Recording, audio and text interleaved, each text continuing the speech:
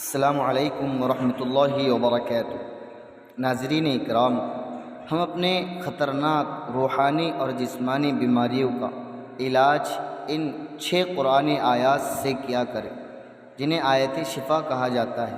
قرآن کریم میں یہ 6 جگہ پر یہ آیتیں ہیں، تو اپنے بیماریوں کا علاج ہم ان کو پڑھ کر دم کیا کریں۔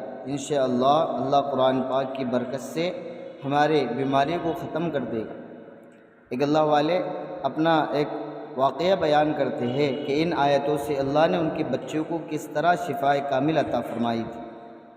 حضرت شیخ ابو القاسم قشیری رحمۃ اللہ علیہ فرماتے ہیں کہ ایک مرتبہ میرا بچہ سخت بیمار ہوا، یہاں تک کہ ہم سب اس کی زندگی سے مایوس ہو گئے۔ اسی دوران میں نے رسول اللہ صلی اللہ علیہ وسلم کو خواب میں دیکھا اور آپ صلی اللہ علیہ وسلم سے اپنے بچے کی بیماری کے بارے میں عرض کیا۔ آپ صلی اللہ علیہ وسلم نے فرمایا کہ تم آیت شفا سے بے خبر کیوں ہو؟ پھر جب میں بیدار ہوا، نیند سے جاگا اور قرآن کریم سے آیت شفا کی تلاش شروع کی، یہاں تک کہ میں نے قرآن میں 6 جگہوں پر آیت شفا پائی، جو یہ ہے۔ اور یہ 6 آیت شفا: نمبر 1، وَيَشْفِي صُدُورَ قَوْمٍ مُّؤْمِنِينَ، یہ سورۃ التوبہ کی آیت نمبر 14 ہے۔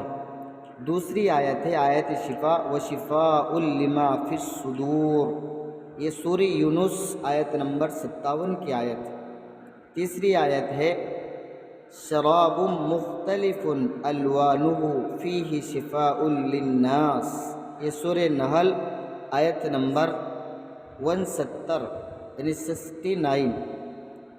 اور آیت نمبر 4 ہے وَنُنَزِّلُ مِنَ الْقُرْآنِ مَا هُوَ شِفَاءٌ وَرَحْمَةٌ لِّلْمُؤْمِنِينَ، سورۃ الاسراء کی آیت نمبر 82۔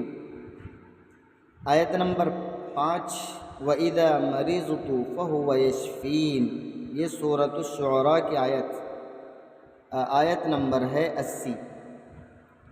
اور ہماری آخری آیت یعنی 6ٹی آیت ہے قُلْ هُوَ لِلَّذِينَ آمَنُوا هُدًى وَشِفَاءٌ، یہ سورہ فصلت آیت نمبر 44 کی آیت ہے۔ تو اللہ والے شیخ ابو القاسم قشیری رحمۃ اللہ علیہ فرماتے ہیں کہ جب میں نے یہ 6 جگہ پر قرآن کریم میں 6 آیتیں کو پایا تو میں نے ان آیات کو لکھا اور پانی میں دھو کر بچے کو پلا دیا، جس سے وہ اتنی جلدی اچھا ہو گیا کہ جیسے اس کے پیروں کا بند کھول دیا گیا ہے۔ یہ آیت شفا ناظرین، یہ 6 آیتیں ہم اس کو یاد بھی کر لیں، اور اگر کوئی بیمار ہے تو ہم اس کو ان اللہ والوں نے طریقہ بتلایا کہ ان آیات کو لکھے اور پانی میں اس کو ڈال دیا، پھر وہ پانی بچے کو پلا دیا تو بچہ بہت ہی جلدی شفا یاب ہو گیا۔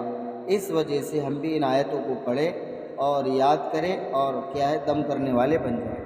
والسلام علیکم ورحمۃ اللہ وبرکاتہ۔